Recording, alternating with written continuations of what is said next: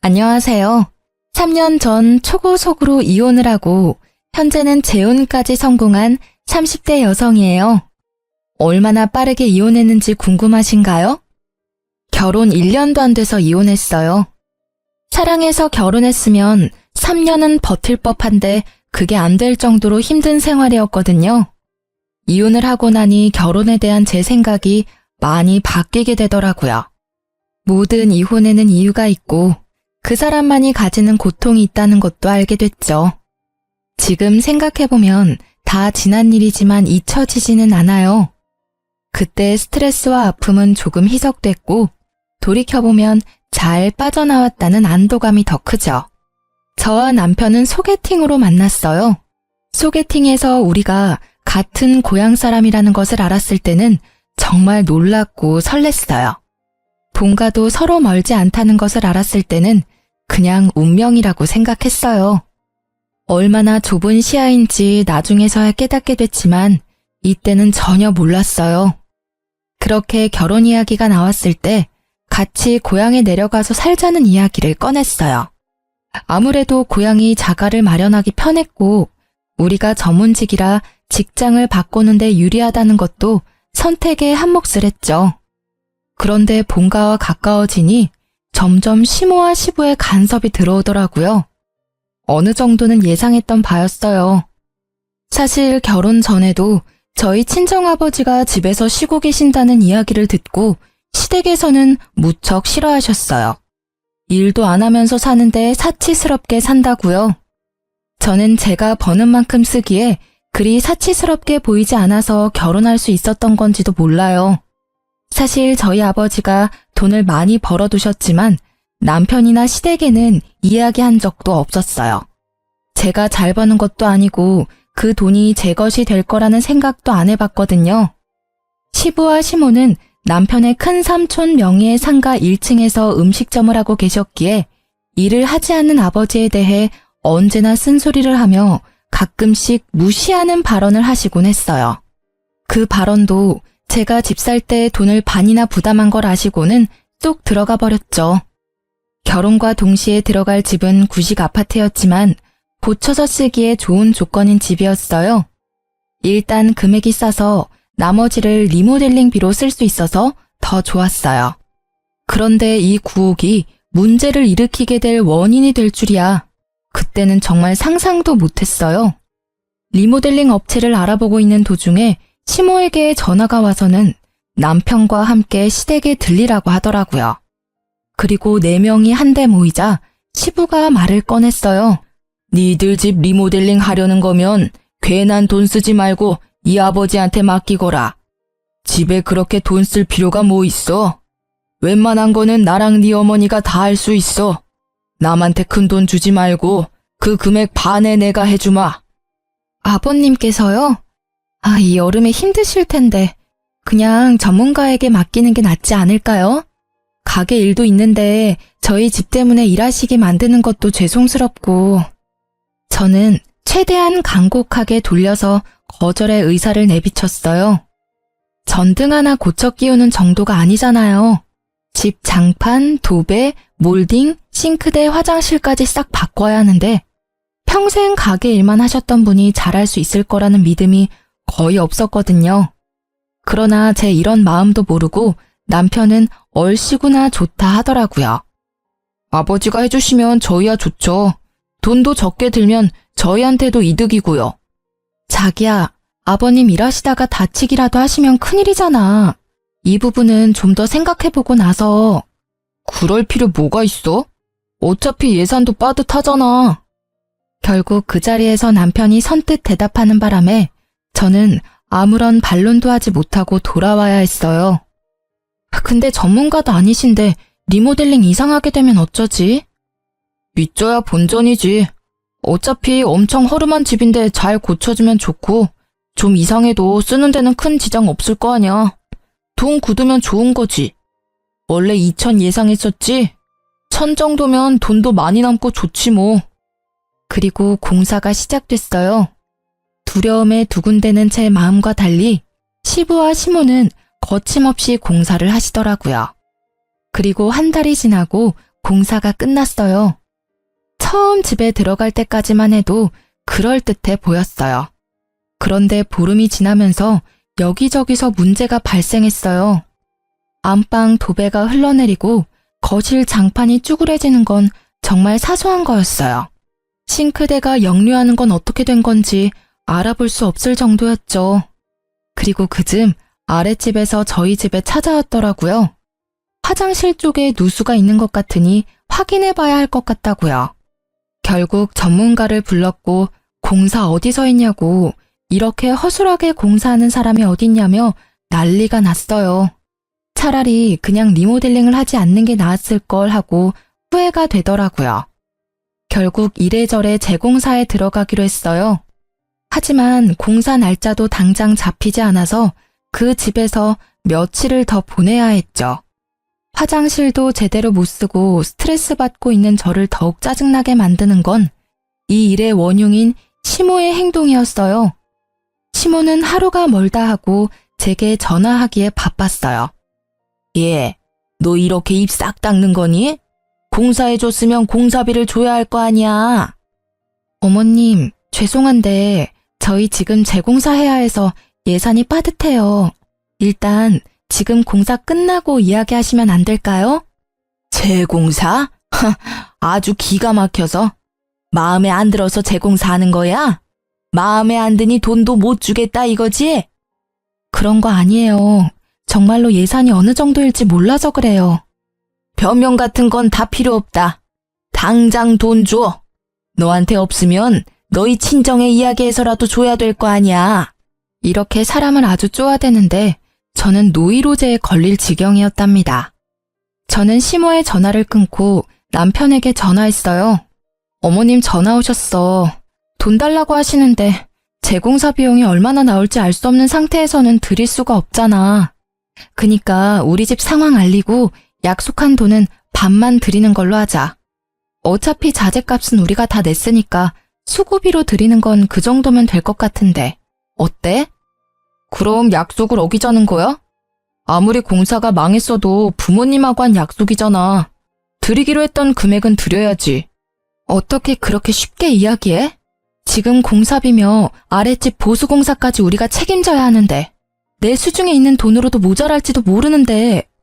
아, 그럼 나들 어떻게 하라고. 처음부터 네가 맡는다고 하지 않았어? 그럼 네가 책임지고 끝까지 해야지. 나한테 할 소리야? 처음부터 내가 아버님한테 공사 맡기는 거 싫다고 했잖아. 근데 당신이 그렇게 하자고 하는 바람에 이렇게 된 거잖아. 아, 몰라. 난 아무것도 모르고 아무것도 해줄 수 있는 게 없으니까 당신이 알아서 해. 결국 이 상황을 해결하려는 의지도 없어 보이는 남편과의 대화는 싸움으로 번지고 말았죠. 저는 이날 처음으로 남편에 대한 실망감을 느꼈어요. 저는 열심히 이 일을 어떻게 수습할까 고민하다가 가족을 집에 초대하기로 했어요. 자연스레 시댁에 저희 상황을 보여주면 해결될 거라고 생각했거든요. 아버님, 어머님, 손 씻으시려면 싱크대에서 씻으셔야 해요. 화장실이 지금 누수로 아랫집이 난리 났거든요. 그리고 싱크대도 물이 역류하니까 물을 살짝만 트시고요. 저는 자연스레 집의 문제를 알려드렸죠. 시부와 시모도 집을 보더니 잠시 당황하더라고요. 당연한 일이죠. 눈이 있다면 지금 집안 꼴이 어떤지 확인할 수 있을 테니까요. 아이고, 집 사서 들어오더니 이렇게 집을 막 쓰니. 세상에 얼마나 험하게 썼으면 집이 이 모양이야? 너 그렇게 안 봤는데 물건을 이렇게 아껴 쓰지 않으면 어떡하니? 저는 너무 당황했어요. 마치 저 때문에 집이 망가졌다고 말하는 시모의 모습을 믿을 수 없었죠. 그때 벨이 울리고 제가 초대한 특별한 분이 들어오셨어요. 오늘 급히 외출계를 내고 요양원에서 나오신 남편의 할머니였어요. 남편에게 급히 부탁해 시부모 모르게 모셔달라고 했거든요. 지금 이 집에 대해 객관적으로 말할 수 있는 분이셨거든요. 노환으로 거동이 불편해 요양원에 계시지만 정신은 아주 말짱하셔요. 할머님의 등장에 시부모님이 더 당황하셨더라고요. 어머님이 어째서 여기에? 내가 못 올 곳이라도 왔어? 뭘 그리 귀신 본 눈깔이야? 아유, 그런 게 아니고요, 어머님. 근데 너희는 이런 집을 집이라고 샀어?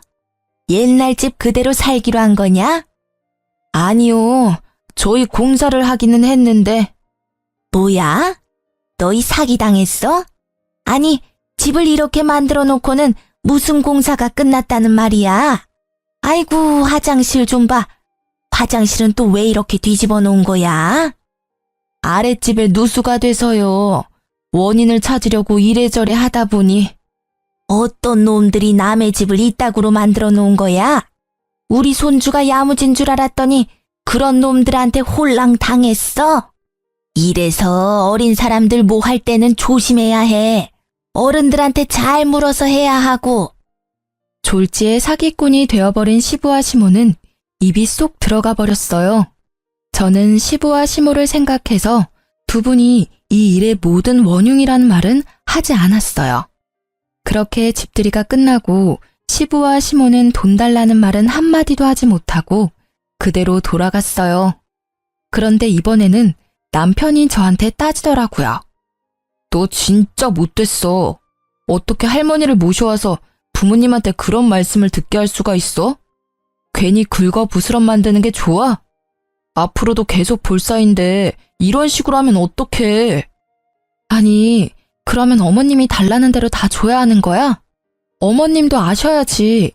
집이 이 꼴이 되어서 돈이 얼마나 많이 들지를. 자기는 자기 돈이 아니라서 그렇게 느긋할지 모르겠는데 나는 내 돈에서 빠져나가는 거라서 엄청 신경 쓰이거든?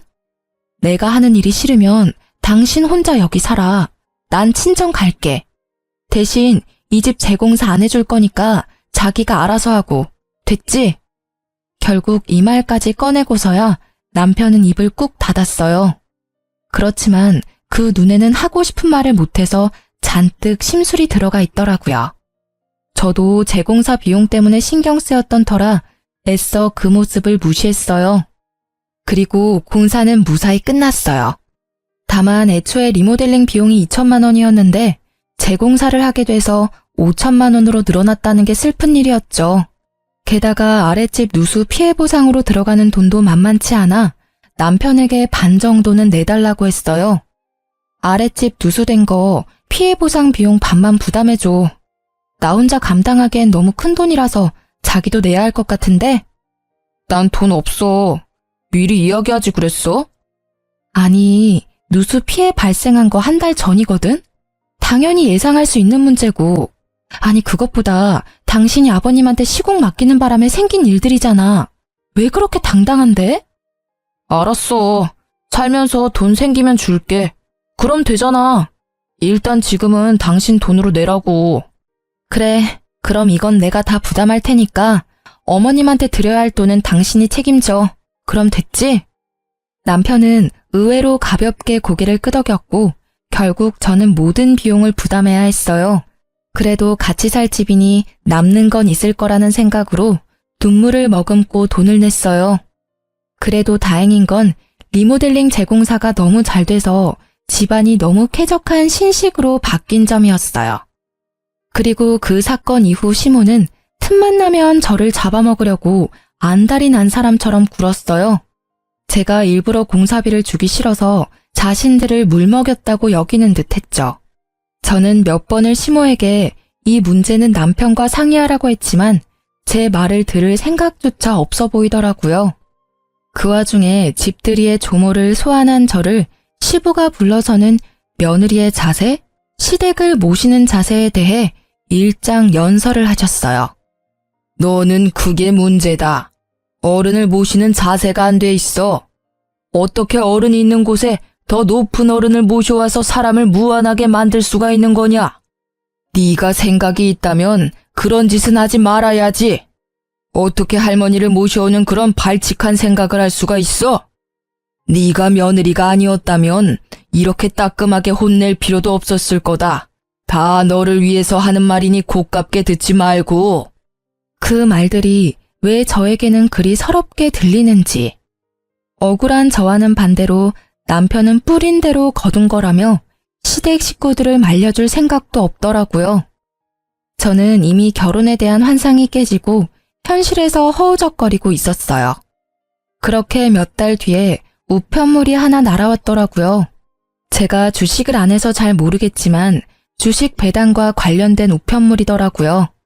저는 설마 하는 마음으로 우편물을 뜯었는데 남편이 거의 3천만 원이나 되는 큰 돈을 투자한 걸 알게 됐죠. 저는 그걸 보자마자 정신이 번쩍 들더라고요. 리모델링 재공사할 때는 돈 없다며 저를 태연히 속이고 아랫집 피해 보상 금액도 저한테 한 푼도 주지 않았던 거예요. 열받은 저는 남편을 기다렸어요. 7시, 8시, 9시. 저녁 늦게야 들어온 남편은 평소와는 다르게 정적이 흐르는 집안 분위기에 들어오다가 잠시 멈칫하더라고요. 도둑이 제발 저린다고 제 얼굴을 보고는 슬쩍 눈치를 보고는 제게 오더라고요. 당신 이거 뭐야? 이만큼 돈이 있으면서 나한테 돈 한 푼 안 준 거야? 재공사할 때 돈이 얼마나 들었는지 알지? 그때는 돈 없다 하더니 지금이라도 재공사 비용 절반 나한테 줘. 안 줄 거야. 아니 못 줘. 지금 주식으로 거의 반을 날려서 지금 빼면 손해본다고. 손해를 보든 말든 내 상관 아니야. 나는 당신이 날 속였다는 게 화가 났고 당신에게 돈이 있음에도 내게 모든 책임을 전가해서 돈 한 푼 안 낸 게 화가 나는 거야. 아니, 도대체 이 돈이 어디서 난 거야? 그게 사실은 내 돈은 아니고. 설마 나 몰래 대출받은 건 아니지? 그런 거 아니야. 엄마 돈이라고. 엄마 돈. 뭐? 어머님이 그 돈을 왜 당신한테 주신 건데? 우리 리모델링 할 때 쓰라고 주신 거라고.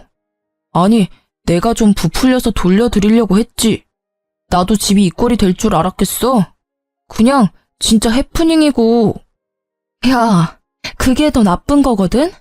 너 지금까지 내가 얼마나 어머님한테 시달렸는지 알고 있었잖아. 어머님이 돈 달라고 한 이유가 여기 있었네. 당신 진짜 너무한다. 어머님이 준 돈을 몰래 혼자 꿀꺽한 것도 모자라서 어머님이 달라는 돈까지 나한테 주라고 한 거였어? 저는 그제야 시모가 빚쟁이처럼 제게 돈 달라고 했던 이유를 잘 알게 됐어요. 시모와 시부가 집 살 때 돈 보태준 게 없으니 공사비라도 보태주려고 하셨다고 하더라고요. 남편보다 제가 돈을 더 많이 써서 남편이 집에서 기죽어 살까봐 그랬다는 남편 말에 기가 차지도 않더라고요. 그런데 공사비로 남편에게 돈을 주고 나서 제가 가져온 견적을 보니 생각보다 공사비가 남는 것 같고 쉬울 것 같아 시부 시모가 해주겠다고 하고 돈을 다시 얼마쯤 받아가려고 하신 것 같더라고요. 시모는 아마 제가 그 돈의 존재를 알고 있으면서 그걸 저희끼리 다 가져가서 쓰려고 한 것 같다는 생각을 하신 것 같아요. 지금 당장 그거 정리해서 어머님께 돌려드려. 어머님이 나한테 어떻게 하고 계시는지 자기가 모르지는 않을 거 아니야. 나 계속 이렇게 살기는 싫다고. 제 말에 남편은 수긍하지 않겠다는 듯 입을 꾹 닫고 아무 말도 하지 않았어요. 내 말 안 들려? 하겠다는 거야 말겠다는 거야. 왜 이렇게 나한테 뭐든 다 떠넘기려고 하는 건데? 당신이 사고 쳤으면 당신이 해결을 좀 해. 그러다가 제가 화가 나서 쏘아대자 입을 열고는 되지도 않는 말을 하더라고요. 내가 알아서 하면 되잖아. 정리하라 마라 나한테 명령하듯이 이야기하지 마. 엄마가 나한테 준 돈이지 너한테 준 돈 아니거든? 진짜 재수도 없지. 내 친구는 부자 여친 만나서 결혼해서 팔자 폈는데 나는 이게 무슨 꼴이야. 능력 있는 여자는 바라지도 않으니까 잔소리나 제발 좀 그만해. 이딴 집에 들어오기도 싫으니까. 뭐? 네가 잘못했잖아. 그런데 왜 이렇게 당당한 건데? 이 미친놈아, 너 사이코야? 지금 내가 하는 말 중에 틀린 말이 하나라도 있어? 그럼 나는 전생에 뭔 죄를 지어서 네가 싼 똥 대신 치워줘야 하는 건데 이런 나도 재수가 없는 건 마찬가지 아니야? 부자 여친? 왜 네가 잘나려고는 생각 안 하는데? 나는 최소한 나한테 없는 걸 너한테 바라지는 않잖아, 나쁜 놈아. 제 말에 남편은 또다시 입을 닫더라고요. 저는 그게 더 열받았어요. 자기 말이 틀리다는 걸 인정하지 않는 남편 때문에요. 게다가 부자 여친 운운하는 것 자체가 정말 어이없고 불쾌한 일이잖아요? 아니, 그럴 거면 결혼을 왜 저랑 한 거냐고요. 지가 하자고 해놓고 이제 와서 저런 말을 하는 걸 보니 진짜 짜증이 확 나더라고요. 그리고 며칠이 지나지 않아 저는 또 제 한계를 시험하는 일에 부딪히게 됐어요. 시모가 시댁으로 저를 불렀거든요. 솔직히 이때는 저도 마침 잘 됐다 싶었어요. 가서 이 일에 대해 설명하려고 했죠. 남편이 사고 친 거에 대해서 이야기하면 시모가 이해해 주리라고 믿었거든요. 상식이라는 게 있다면 당연히 그랬을 거예요. 여기까지 잘못된 생각은 아니었지만 제가 시댁을 너무 만만히 봤나 봐요. 제가 예상한 반응이 아니었거든요.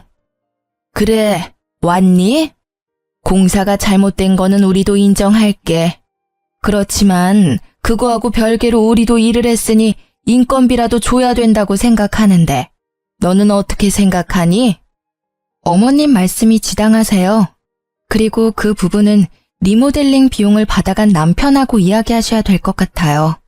저도 어머님이 남편에게 돈을 주셨다는 걸 불과 며칠 전에 알게 됐거든요. 저 모르게 그걸로 주식을 하고 있었더라고요. 그래서 빼서 드리라고 했는데 아직 안 드렸나 봐요. 제 말에 시모의 얼굴이 팍 일그러지더라고요. 저는 왜 시모가 인상을 쓰는지 모르겠더라고요. 너 아직도 정신을 못 차렸구나. 네 시아버지가 하는 말을 그냥 헛으로 들었어. 부부는 일심동체고 남편이 잘못했으면 부인이 책임져야 할 때도 있다고 네 시아버지가 말하지 않든? 그러니까 그 돈이 남편에게 있든 없든 너에게도 책임이 있다는 말이지. 그러니까 돈 달라는 소리도 같이 들어야 하는 거고. 어딜 남편이 가지고 있니 없니 하는 거야?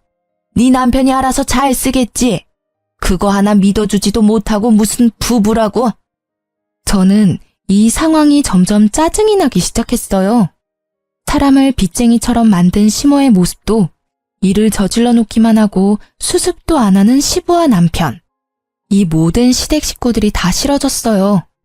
팔은 안으로 굽는다는 말이 그냥 나온 말이 아니라는 걸 알게 해주는 시모의 반응에 저는 그 자리에서 바로 남편에게 전화해서 말했어요. 당신 어머님한테 빌린 돈 빨리 다시 돌려드려. 지금 어머님 댁인데 어머님이 나더러 내라고 하시네. 내가 아랫집 누수 피해 보상이며 재공사 비용 다 낸 거 당신도 잘 알 테니까 이 부분은 어머님하고 당신이 알아서 잘 해결해줬으면 좋겠어. 그게 싫으면 내가 어머님한테 돈 드릴 테니까 당신이 아랫집 누수 피해 보상 금액 변상하던지. 마지막 최후 통첩 같은 제 말에 남편의 대답은 둘 다 싫다였어요. 그리고 저는 남편의 그 모습에 이혼에 대해 심각하게 고려하기 시작했죠. 제가 짜증나고 안 나고를 떠나서 일을 해결할 의지가 없는 남편의 모습에 실망했거든요. 그렇게 시모와 이야기를 나눈 뒤로 시모는 시도 때도 없이 다시 전화를 하기 시작했어요. 무시할 수도 없어 받고는 바쁘다며 끊기를 여러 번. 정말 노이로제에 걸리기 일보 직전이었어요. 그리고 친정엄마에게 전화가 왔을 때는 정말로 혼이 나가는 줄 알았어요. 설마 친정까지 가서 그런 짓을 할 줄은 몰랐거든요. 얘, 너 빨리 좀 와봐야겠어. 안사돈께서 여기 와서 난리야. 너 뭐 돈 안 들인 거 있니? 돈 내놓으라고 난리야. 이게 무슨 난리인지 모르겠어. 그 말에 저는 일하다 말고 연차 쓰고 곧장 친정 본가로 향했어요. 갔더니 시모의 바락바락 악슨 목소리가 밖에까지 들리더라고요. 무슨 딸을 어떻게 키웠길래 어른이 하는 말을 개똥으로 듣도록 키웠어요? 세상에 시어른 일 시켜먹고 돈 떼먹으려는 벼락 맞을 며느리가 세상에 어디 있어요? 여기 와서 이러지 마시고 애들이랑 이야기하셔야죠. 저희한테 돈 빌려준 것도 아니면서 왜 여기서 이러시냐고요. 이 집 딸이니 이 집 식구가 책임져야죠. 우리도 좋자고 이러는 거 아니에요. 저희도 좋은 마음으로 집 공사해 준 거예요. 그러면 최소한 시열은 일한 만큼은 성의를 보여야죠. 공사가 잘 됐네 못 됐네 변명만 하면서 돈 돌려줄 생각도 하지 않고 저희도 진짜 마지막이라는 생각으로 여기 온 거라고요. 친정엄마와 시모의 실랑이에 저는 급히 문을 열고 들어가 엄마 앞을 막아서고는 시모에게 소리쳤어요. 그만하세요. 왜 여기 와서 이러세요? 제가 말씀드렸잖아요. 어머님한테 받은 돈은 남편이 몰래 숨기고 주식했다고요. 도대체 이런 법이 어디 있어요? 제가 가져간 돈도 아닌데 왜 저한테 달라는 거예요? 그 돈 한 번 만져보지도 못하고 알지도 못했던 돈이에요. 저한테 말씀하셔도 저는 드릴 수 있는 돈도 없어요. 원래 드릴 수 있었던 돈도 이제는 재공사 비용이랑 아랫집 누수 피해 보상 때문에 5천만 원이라는 돈이 빠져나갔다고요. 그 5천만 원의 단돈 1원도 보태주지 않은 게 그 사람이거든요? 아니, 그걸 왜 우리한테 이야기하니? 그건 네가 알아서 해야 할 일이지. 내가 왜 그런 것까지 신경 써야 하는지 모르겠구나. 나는 다른 건 다 관심 없고 내 돈만 받으면 돼. 알겠어요. 그렇게 말씀하신다면 저도 이제 됐어요.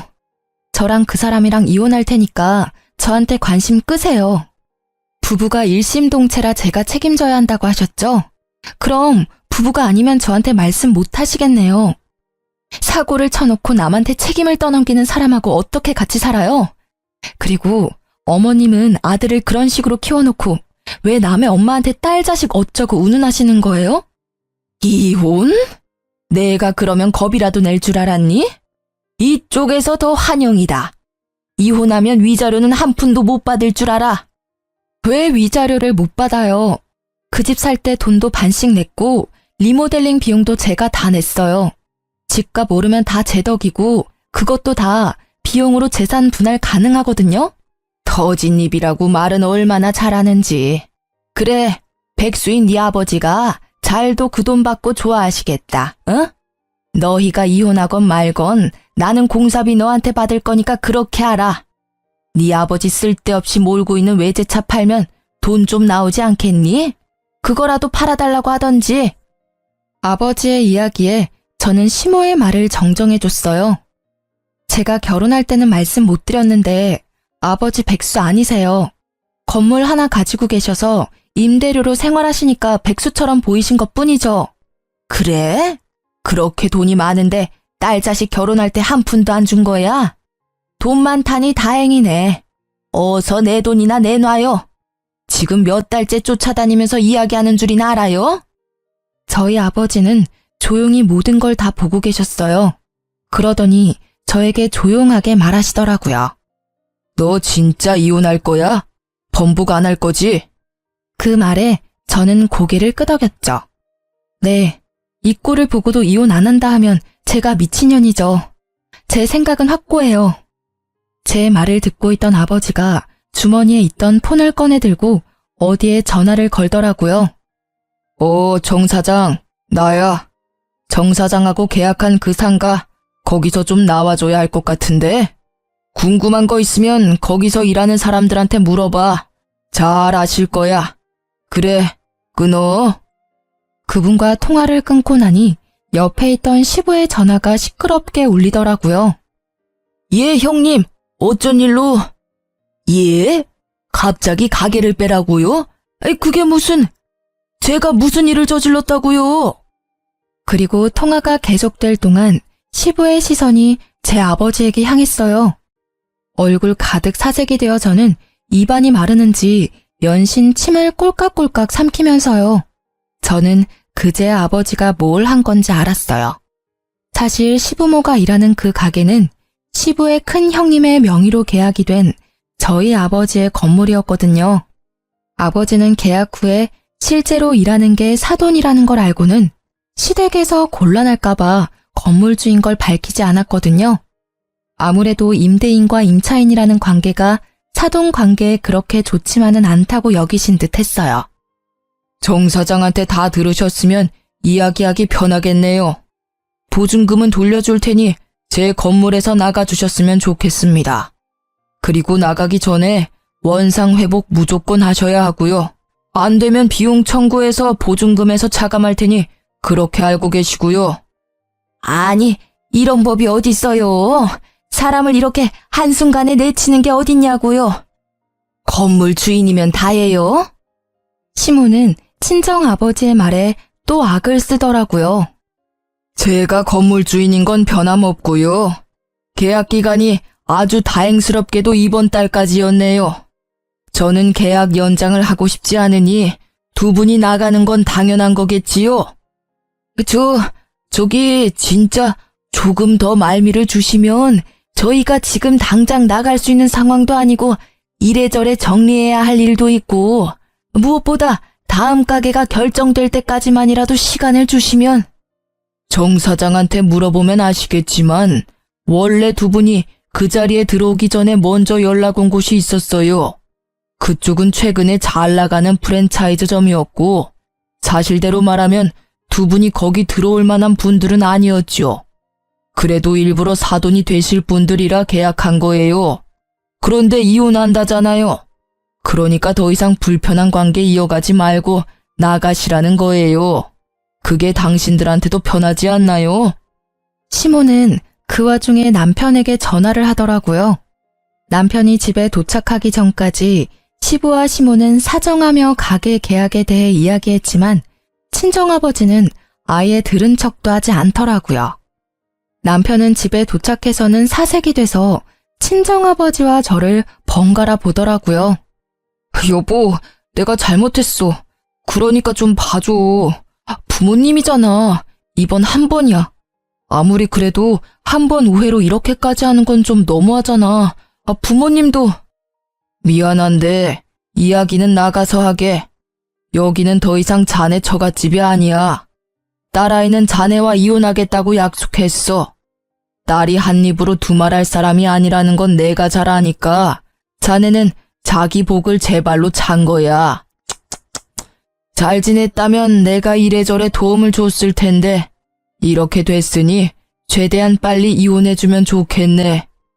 아버지의 축객령에 남편의 표정은 절망으로 바뀌었죠. 저는 그 길로 신혼집을 나와 친정집으로 돌아왔어요. 남편은 몇 번이고 절 찾아와 미안하다며 용서를 빌었어요. 그런데 웃긴 건 진짜 미안한 게 아니었더라고요.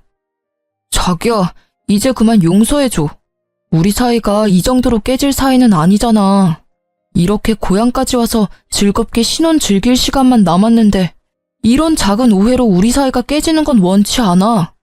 솔직히 장인어른께서 건물 가지고 있다고 미리 말해줬으면 이런 일도 없었을 거잖아. 이딴 말이나 짓거리는 걸 듣고 있으니 토가 나올 것 같더라고요. 내가 사랑했던 사람이 맞나 싶을 정도로요. 아빠 재산은 아빠 거야. 나는 나고. 나는 내 힘으로 벌어서 능력만큼 소비하는 게 맞다고 생각하거든? 너야말로 진짜 토 나오게 역겹다, 진짜. 내가 그렇게 어머니 돈 갚으라고 할 때는 안 갚겠다고 난리를 치더니만 우리 아버지 상가 건물 갖고 있다는 걸 알자마자 시모 돈 갚아주겠다는 네 생각이 말이야. 역겹다니. 말이 너무 심하지 않아? 솔직히 내가 바람을 피기를 했어. 자기 몰래 대출을 받기를 했어.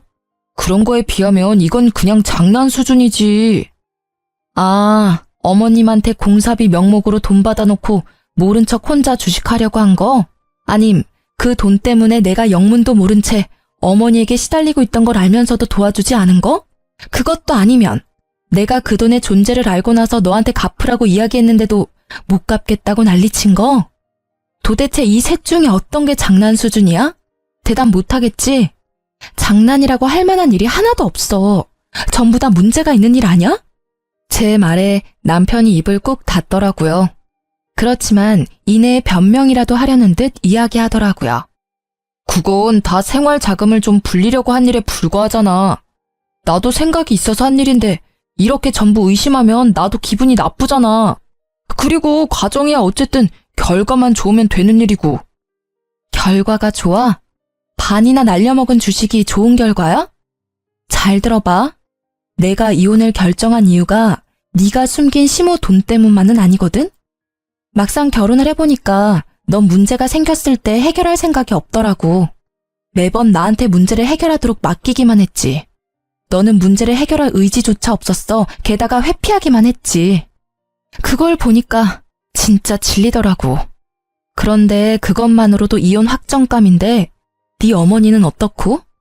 그 돈 네가 갖고 있다고 몇 번을 말해도 나한테 부부는 일심동체니 남편이 사고를 치면 아내가 해결하는 게 맞는 일이니 말도 안 되는 말만 하시고 가족 운운하면서 어떻게 그렇게 악착같이 날 쫓아다니면서 빚쟁이 쫓아다니는 사채업자처럼 막무가내로 돈을 달라고 할 수 있어?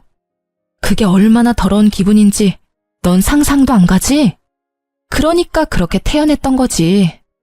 다시는 이런 일 겪기 싫고 2번 다시 생각하고 싶지도 않아. 제 말에 남편은 아무 말도 못하고 눈만 굴리더라고요. 나가자니 제 아버지 앞으로 된 건물이 아른거리고 뭔가 제 말에 반론을 하고 싶은데 입이 10개라도 할 말은 없고 결국 제가 쫓아보내고서야 남편은 터덜터덜 돌아가더라고요. 그 뒤로는 일사천리로 이혼 과정이 진행됐어요. 다행스럽게도 제가 한 리모델링 건으로 집의 가치가 이전보다는 올라서 그 부분의 비용도 어느 정도는 되돌려 받을 수 있었어요. 여기서 짜증나는 건 집값이 오른 걸 남편도 혜택을 봤다는 점이었죠. 그렇게 이혼 후 저는 고향을 떠나 다른 지역으로 갔어요. 그곳에서 연애 1년을 끝으로 지금의 남편과 재혼도 했고요. 사실은 사이가 너무 좋은 나머지 혼전 임신에 성공했거든요. 재혼해서 아들을 출산하고 오랜만에 친정집에 내려갔어요. 아버지와 함께 외식하러 나갔는데 식사하는 곳에 전 남편의 전 시모가 일하고 있더라고요. 순간 확 짜증이 나서 다른 곳으로 가려고 발길을 옮기는데 전 시모가 아는 척하며 저 아버지에게 다가오더라고요. 아이고, 잘나신 전 며느리네. 그렇게 이혼하고 잘 살고는 있어? 남의 눈에 눈물 나게 하면 지 눈에는 피눈물 난다던데 그 눈물은 언제쯤 나려나 몰라? 나쁜 년도 이런 나쁜 년이 없지. 세상에 결혼한 지 1년도 안 돼서 돈 때문에 지압이 갖다 버린 년이 얼굴을 빳빳하게 들고 다니는 게 제대로 된 세상이야? 욕하지 마세요. 저랑 이제 그쪽 집안은 관련 없거든요? 관련이 없기는 왜 없어? 악연으로 똘똘 엮여 있는데. 남편 버린 년이나 돈 때문에 사돈댁 내치는 친정아버지나 다 똑같이 거기서 거기지. 사람 무시하고 잘 사는 사람 못 봤어. 하늘 부끄러운 줄 모르고 대낮에 뻔뻔하게 돌아다녀? 그만하세요. 제 친정에 돈 없다고 무시하고 구박한 것도 당신들이고 무엇보다 제가 받지도 않은 돈 어이없이 저한테 요구한 것도 당신들이거든요? 조용히 최소한 상식적으로 살았으면 이혼할 일도 없었을 거라고요. 하늘 부끄러운 줄 모른다고요? 그거 제가 할 말이거든요? 진짜로 부끄러워할 사람이 누군데 지금? 아니, 인연이 보자 하니까 사람을 만만하게 보고? 뭐? 왜 내가 부끄러워해야 해? 지금 우리가 어떤 상황인지 알지도 못하면서 네가 뭘 안다고 우리한테 그런 소리를 짓거리는 거야? 시모의 큰 소리에 놀라서 앵앵 울고 있는 제 아들을 친정아빠가 안아 올리며 말했어요. 부끄럽지 않다면 최소한 후회라도 하셔야죠. 이혼 안 했으면 제가 가진 상가는 제 딸아이에게 물려줬을 겁니다. 그러니 당신네 아들에게 가야 할 복은 그쪽이 스스로 날려버린 거나 마찬가지죠. 저는 제가 가진 상가를 우리 외손주에게 줄 거거든요. 마음을 좀 곱게 쓰셨으면 당신네 외손주가 제 상가를 받았을지도 모르죠. 뭐 결과적으로는 그렇게 되지 않아서 참으로 다행이기는 합니다만. 그 말에 시모의 얼굴은 후회와 짜증으로 일그러졌어요.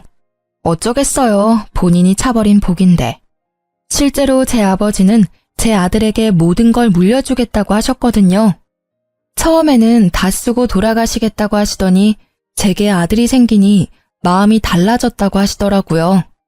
어쨌든 시모는 아버지 말에 결국 후회막심한 얼굴로 사라졌어요. 그 뒤로 본 적은 없어요. 다만 그 뒤에 들린 소식에 제 버릇 남 못 준다는 말이 생각나더군요. 전 남편이 재산 분할로 받은 돈으로 시부모와 함께 살 전셋집을 얻었다고 하더라고요. 그런데 한 달도 되지 않아서 연식이 오래된 아파트다 보니 또 집을 고치겠다고 했답니다. 전 남편이 말린 모양이지만 결국에는 또 싼 돈에 말려 허락한 듯해요.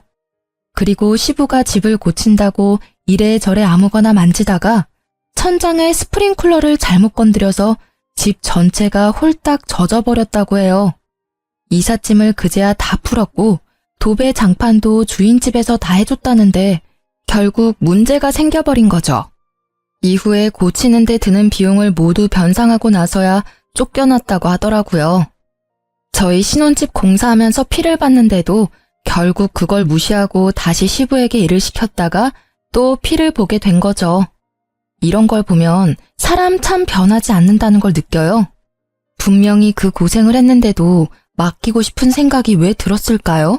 그 사람들 생각은 이해할 수 없지만 이젠 저와는 상관없는 사람들이니 그러려니 해요. 다만 남편과는 비슷한 직종이 있다 보니 여기저기서 들리는 소식이 있거든요. 저와 이혼하고 몇 년이 지나도록 재혼은 못하고 있다고 하더라고요. 그럴만도 하죠. 그런 시댁에 누가 시집가고 싶겠어요?